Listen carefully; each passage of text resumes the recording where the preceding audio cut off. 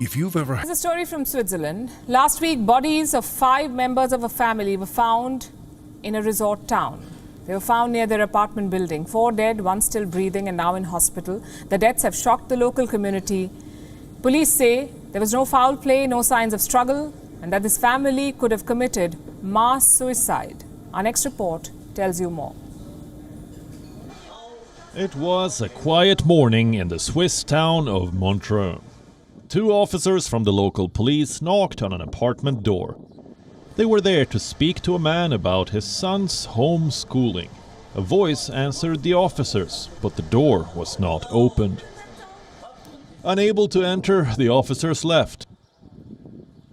45 minutes later, the entire family plunged to their deaths. A 15-year-old boy was the only survivor.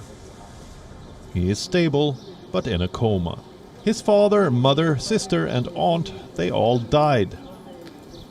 The cops investigating the case were initially puzzled. There was no sign of struggle, no evidence of foul play. The only logical explanation, the police say, is collective suicide. At no time when the events took place did the neighbors nor the police officers who were still in the building, and even less the passers-by who were in the street, at the moment when the people fell, hear the slightest cry.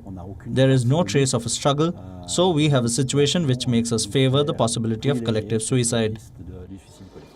On first impressions, they seem like any other family. The father, Eric David, grew up in a wealthy part of Marseille. He attended one of the most prestigious schools in France.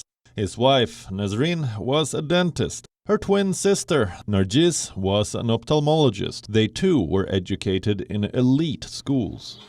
But the police have found a lot of supporting evidence to back their theory. The family led reclusive lives.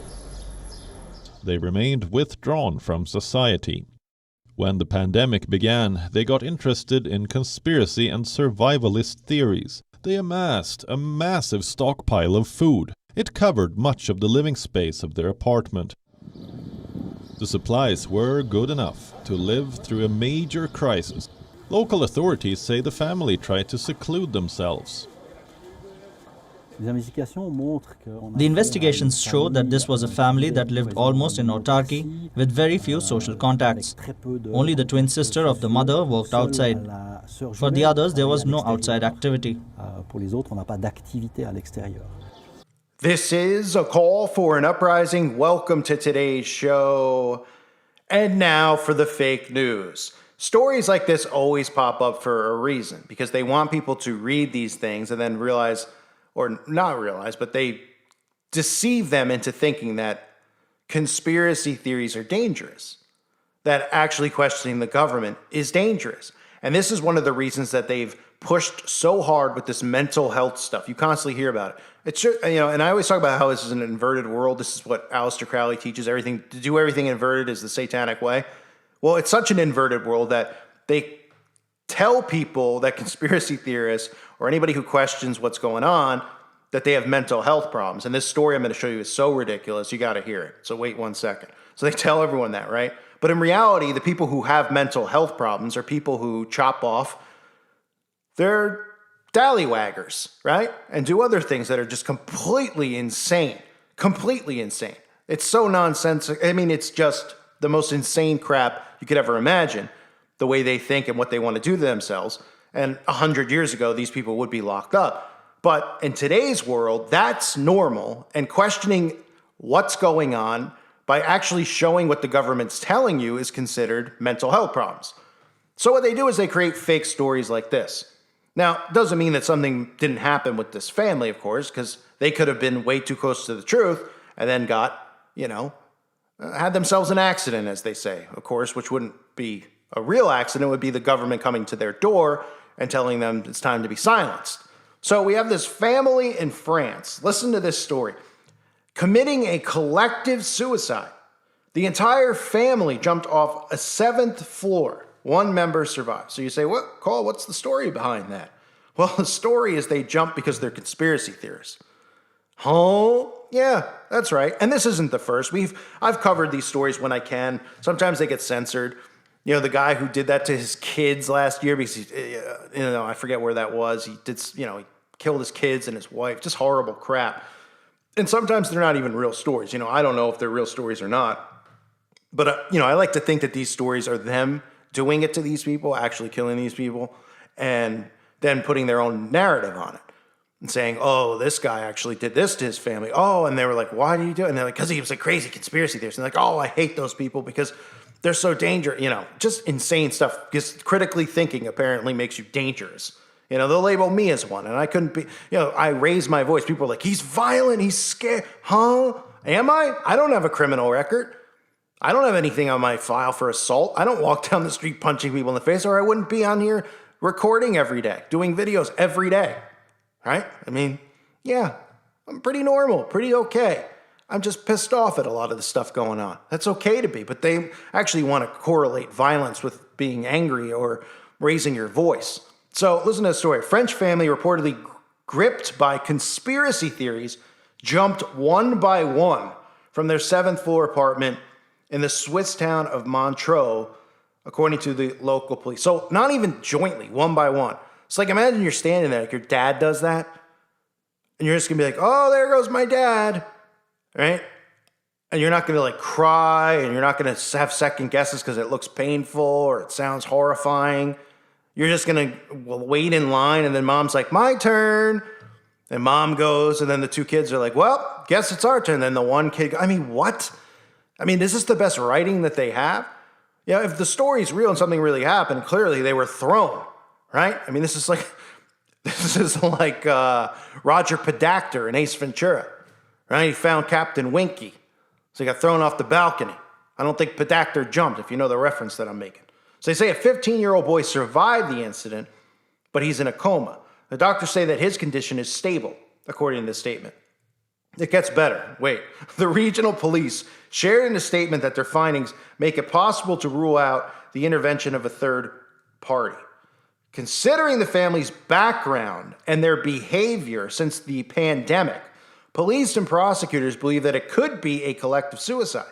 Examiners noted that since the start of the pandemic, the family was very interested in conspiracy and survivalist theories. Huh?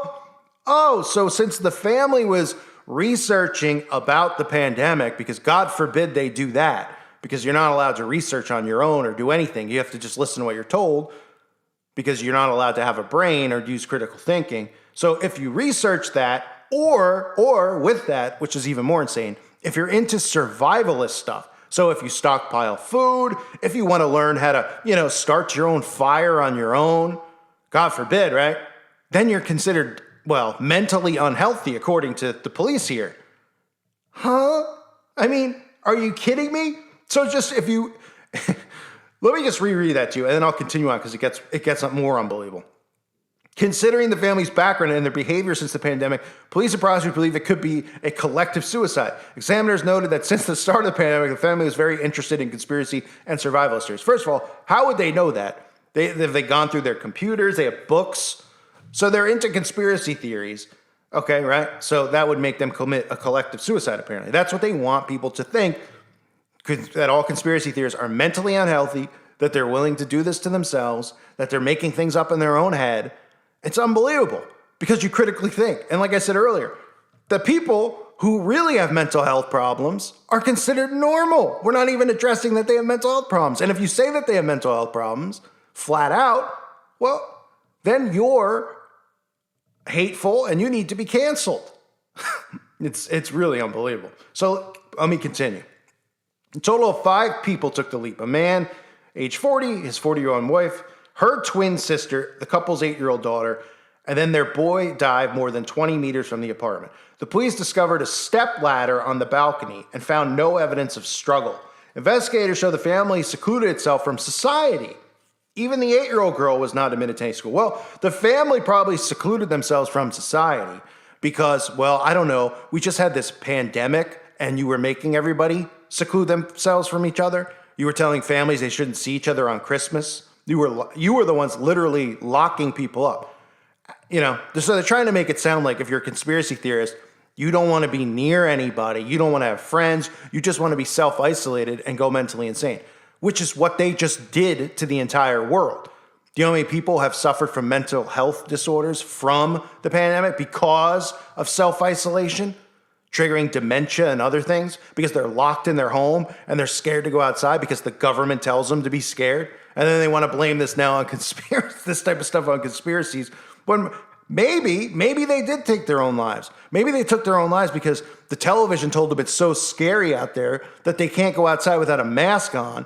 So they decided to do that. Maybe that's what happened. Oh no, it's because they were looking at conspiracy theories, right? So investigators show the family secluded itself, like I said. The family lived in a virtual autarky, withdrawn from society. Only the mother's twin sister worked outside the home.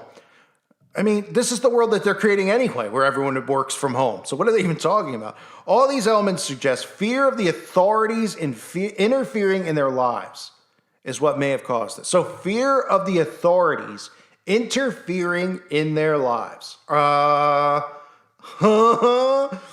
of all, the government's already interfering in everyone's lives because they're already controlling everyone's lives.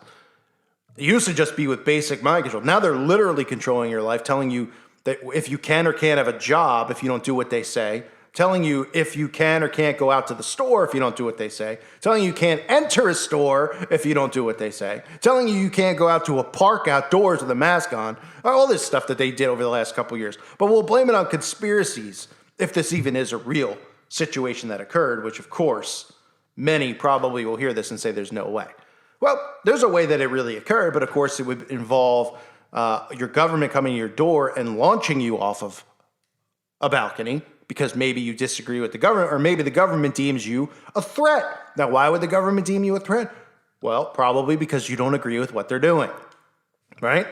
If you don't agree and you don't go on board with the government, well, normally it used to be like, well, whatever, you still have to comply, pay your taxes, be a part of society. Well, now that people are exposing the government, and in reality, they're really exposing themselves, and people are just pointing out the obvious.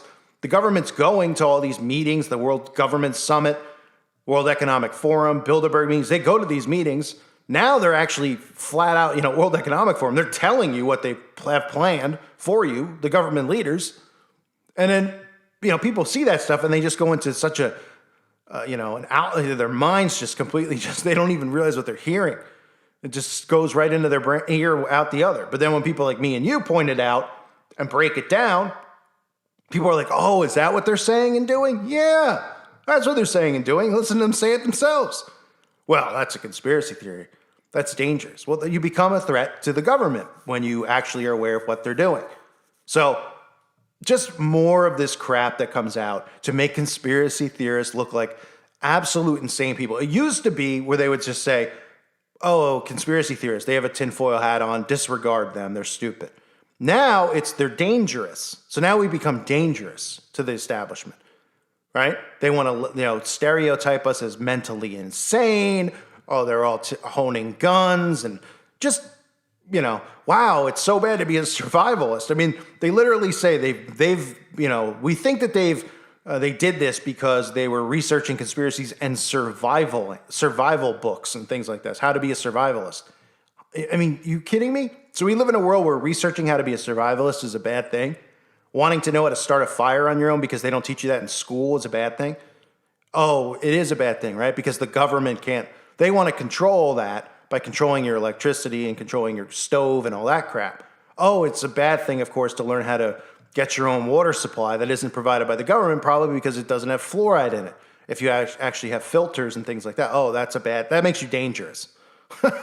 Unbelievable. These stories get more insane by the second. It's amazing to me that they get away with this stuff. But this is what you constantly hear, right? It's the new false flag narrative. Every 6 months or so, there's a story or two that come out about dangerous conspiracy people. And that's why the Department of Homeland Security has people like you and me. We're labeled as the bigger threat than Al-Qaeda, not that they're a threat, but any of these boogeyman organizations that the CIA has made. We're a bigger threat. Sitting at home talking is a bigger threat. Why? Because more people become aware, the more scared they get. In reality, they might want to check themselves and go back to doing their Bohemian Grove stuff where nothing that they talk about gets leaked to the public, but they're so cocky, they just do it in public. And the part of that is because they're getting people prepared for what's coming and they don't want them to be scared when they just pull the rug out. So they'll be like, oh, yeah, oh, okay, yeah, I heard about that. Oh, okay, that sounds good. That sounds safe. I heard about that. I heard about it. Well, you heard about it for a reason, because they were grooming you for it.